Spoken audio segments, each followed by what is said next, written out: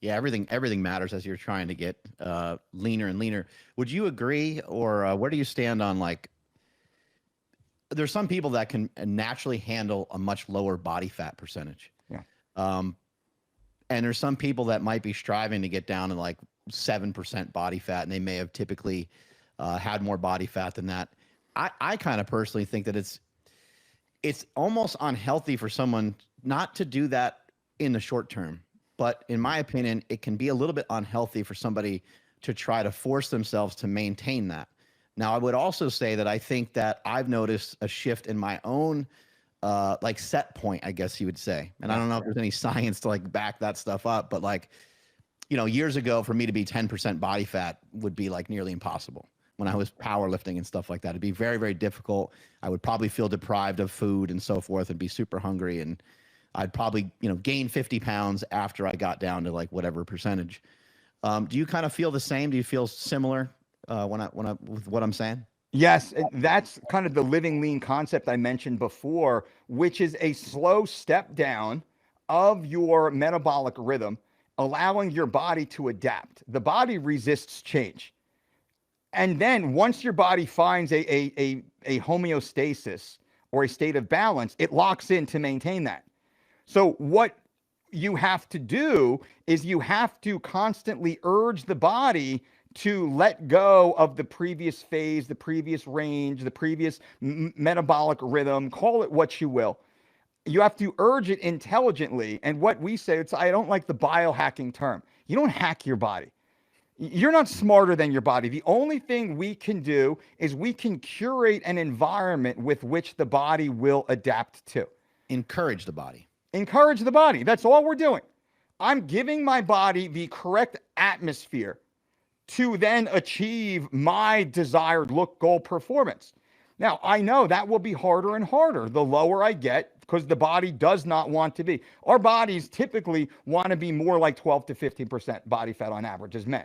Ladies, mid 20s to low 30s, and that's a pretty healthy body fat percentage to become these ultra alpha sigmas that we aspire to be.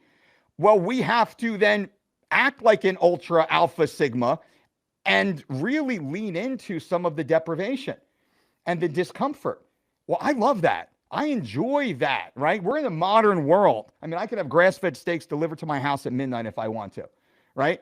This is a very simple world. I don't have to go out and kill anything anymore, right? So I kind of want to be a little uncomfortable and force my body to adapt, especially as I get a little older. So encouraging the body to adapt along a predictable timeline, well, that's the key. And once you get there, you can maintain. Like as I've gotten leaner, I've allowed myself, or I've been able to slowly increase my calories, and I don't gain any body fat. I actually just have more energy. And then I use that energy to go do more things. I go swim in the pool with the kids. I go for more walks. I get on the bike. Like I can't, strength train is like I would love to. So I have more energy to go do more things with more calories. That's the goal here, right? So there's no risk of nutrient deficiency because I'm eating and maybe last point on why we prioritize single ingredient healthful whole foods. Those foods have the highest nutrient density per calorie than any food currently available. Why would I not choose the hottest chick at the dance, right? That's what I want. Like I want the most nutrient dense calorie to consume. Therefore, I consume less total calories with maximum nutrient absorption instead of eating nutrient devoid foods that have high relative calorie intake. That's just a waste of time and effort. That has, in my mind, and I think the data shows, a negative impact, systemic impact. When you're bringing down calories, are you bringing down kind of all macronutrients? Now, great question. That we always bring down relative calories through energy exertion first. And this is something that most people miss. Like, I need a calorie deficit. I'm going to cut 200 calories. They say, why? Why don't you just follow your normal life, normal meal plan? But why don't you just start parking your car the last spot in the parking lot and walk the extra 40 yards back and forth to work? Lunch break, work, lunch, go home. Why not start taking the stairs and then give it a week and see what happens? This is the way we operate with our clients. Like if we say within 3 to 10 days, you know any dietary adjustment is working or not. 3 to 10 days of stepping on the scale first thing in the morning, taking the torso shot, and then just charting your relative energy throughout the day. I know exactly if it's working or not. You know what I'm saying? Very easy. Why am I going to make an arbitrary change or reduction of, because when I hear calories, I don't think calories. I hear calories, I think nutrients. Why am I going to delete vital nutrients from this working organism? I need that to rebuild, repair, to thrive and drive. I need those. I want to increase calories so I can increase energy expenditure. And you don't have to like, oh, I got to be on the treadmill. Dude, go do yard work, man. Like it's so simple. And you know the term NEAT. I use NEAT, the acronym, slightly differently. I call it non-exercise associated thermogenesis, which makes more, when you say it, people are like, oh, I get that. When you say it the other way, people are like, what does that mean? I don't understand that. Well, it's non-exercise associated fat loss. I'm not in the gym on the treadmill. I'm just here. I'm an East Coast Italian, right? I'm here. I'm standing. I'm talking. I'm animated. I'm burning way more calories than if I was just sitting here at the desk talking to you. So what am I going to burn? An extra, I don't know, 100 calories just doing this interview with you? Why would I cut? Every podcast I've ever done is standing. It adds So, up. right? There you go. So you would have to cut 25 grams of protein just to make up for what you're burning right now, just talking through a podcast. No, I want to increase that intake, which goes to the lean tissue. So the last part you said to answer the question was, do I look at any macros? We play with, now I think very similarly, we prioritize protein, moderate carbs, low moderate fat. That's kind of the way we've always structured our meal plans. Protein priority, and we'll match protein and carbs. I remember the first time I was on your show, you were kind of in the war of carbs phase.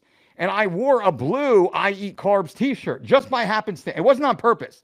I was like, oh no, I hope Mark doesn't get pissed at me. This is the shirt. I was at a UFC with my guy in Sacramento. I was like, all right, fuck, I'm not trying to be a dick, but this is the shirt I had on today, right? It was just like a Dolce branded shirt for media.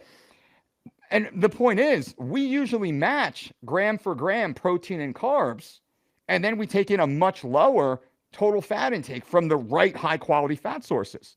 You know, I'd say 30 grams of fat is about right to start with for the average healthy active adult from the right sources, which is only what, 270 calories of fat per day, which is maybe 10% of your total dietary intake of a guy my size, about 200 pounds. That's not a lot of fat.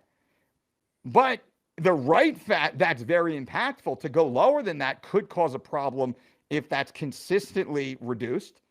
To go too high, when we look at like a lot of the bodybuilders, the extreme composition athletes, most of them get ultra lean by going almost zero fat for a period of time. I mean, you competed, and I don't know what your diet was with Hanny, but I assume Hanny had you eating a lot more carbs than you were previously, probably more protein, and he was probably stripping dietary fat from your diet, especially as you got closer to the competition. Yeah, it's very common in bodybuilding where they take the fat calories way down. And it's something that I think it's like, I think that alone, I think, can be really important for people. And I don't want to see people just like having zero fat perpetually for days on end. That's going to cause a lot of problems. Yeah. And also recovering from your workouts, opening yourself up to injury and so forth like that. Those are things you got to all kind of be, those are big deals. Like if your dick doesn't work and you fucking tear your hamstring, like these are like catastrophic things that you do not want anything to do with. So, Yep. But bringing fat calories down can be one of the simplest changes. Just like you mentioned, some fasted walking or some fasted, activity of some sort can be huge. That could be such a game changer for somebody. And another huge game changer could be to simply just pay attention to your fats. People that are listening right now that maybe don't even really want to hop on any particular diet. They just are looking for something to just kind of boost things forward a little bit. I would say if most people just brought their fats down to like 60, unless they were already there, if they brought their fat down to like 60, they might notice some pretty good improvements right away. Agreed. Most people eat an excessive amount of dietary fat by accident. They don't even realize it's already in the foods that they're eating, and they're eating what they think is healthy foods, right? But most of these healthy foods are cooked in fat. A salad could have 30 grams of fat because of the dressing. Exactly. And the wrong fat. And it just blows your entire dietary intake of fat right out of the water. I mean, how many people go to the restaurant like, oh, I'll just have a Caesar salad. Like, there's literally more calories in the dressing than the entirety of the salad itself. And they'll get like grilled chicken breasts so they feel like they're being healthy. It's like, dude, it's mayonnaise mixed in canola oil. Like, that's what you're eating. I mean, you might as well just go drink that, or spoon feed that out of the jar, right? And it does make the vegetables taste good. Like, we're not disagreeing with that part. But then also it might have avocado on it. It also might have some cheese in there. Yep. And now the fat calories, you're looking at like 40 grams. And like you said, it just destroyed your whole day. Yep. And then maybe early in the day, maybe you had a coffee that had like a little bit of cream in it. And these things, they just add up. It might have only been 5 grams of fat, but 5 grams of fat here, a big bolus of fat at lunch. Now, now it's dinner time and you have some red meat. Nothing wrong with red meat, but red meat could contain quite a bit of fat. Now you're at like 70, 80 grams of fat in that day. Easy. Absolutely. I recently went to Ruth's Chris with a bunch of buddies, right? And that's expensive. And they're all expensive, fancy guys. And they're cigars and drinking and wine and all this stuff. And we sit around, and I got 2 guys next to me, one in front of me. It's a pretty big table. And everybody orders. And I order, and nobody blinks. Everybody's order. I'm going to get the T-bone, and I'm going to get the scallop mashed potatoes or what this. And I ordered this, like the princess cut sirloin. I ordered, instead of the cream spinach, I ordered spinach sauteed in olive oil. And I ordered a plain baked potato with a side of butter. I got a glass of water, and I got an herbal tea. And then someone took a photo of the table. You look at the table, everyone's got a steak, a potato, and a green on their plate.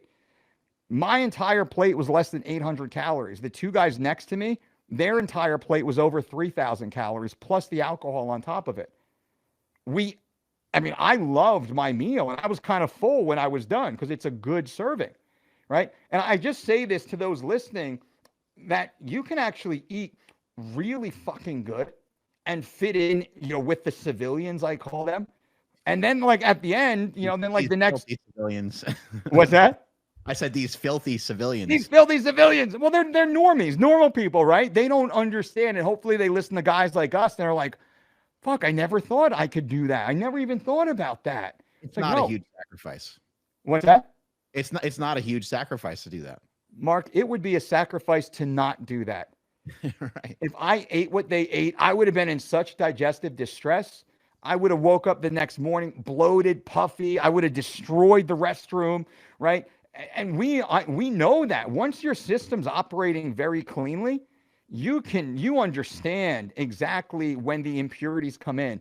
And that is my bias. I've been doing this for so long. I'm so opinionated because I've lived both sides of the line. I know what the impact is. I know what the difference is. I know how it feels.